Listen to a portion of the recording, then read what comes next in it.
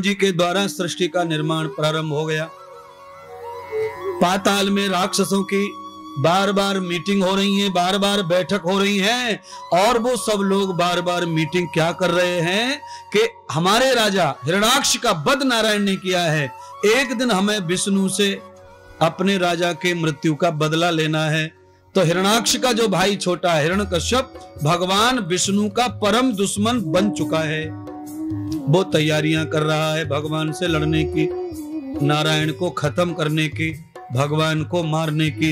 इसीलिए मैं आपको बताना चाहता हूं, आप समझ लो, जितने भी समुद्र के नीचे रहने वाले देश हैं वो भागवत के अनुसार हिरण्याक्ष हिरण्यकश्यप के वंशजों के देश हैं, वो राक्षसों के देश हैं। वहां भगवान को कोई चाहता नहीं, वहां केवल भोग को चाहते हैं, भगवान किसी को भी प्रिय नहीं है।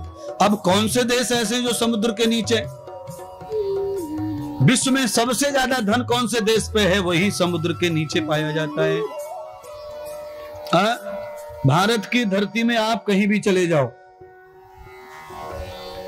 दुनिया में आप जहां जाएंगे कहीं भी जाओ,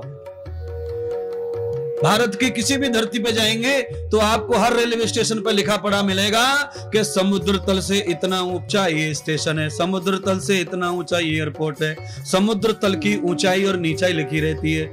आप जब अमेरिका जाएंगे तो वहां पे इसका विपरीत लिखा मिलेगा महाराज, समुद्र से इतना नीचा स्टेशन है, समुद्र से नीचा इतना एयरपोर्ट है। ये पाताल लोक है भागवत का। अमेरिका,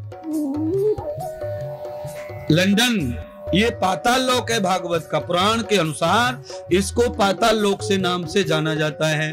200-250 साल पहले वहां पर मनुष्य की आकृति और खोज हुई, और उसके बाद में वहां पर सारे व्यवसाय उद्योग जो भी हैं वो सब तैयार हुए।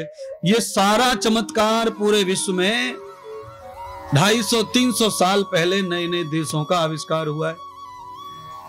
अच्छा बोलिए, 100 साल में भारत में से कितने देश बन गए? 100 वर्ष में? आपको मालूम नहीं होगा, अगर मैं बताऊंगा तो आप हैरान हो जाएंगे। मलेशिया को किसकी राजधानी थी पहले? बर्मा किसकी राजधानी है? राम जी का सबसे पहला मंदिर, राम जी का सबसे पहला स्टेचू अगर दुनिया में कहीं बना तो मलेशिया में सबसे पहले बना, क्योंकि मलेशिया ही लवकुश की राजधानी है। मलेशिया लवकुश की राजधानी है हमारा। सबसे प्राचीन रामलीला मलेशिया की है, और तुम ऐसे मरे जा रहे रामलीला कर करके फालतू का।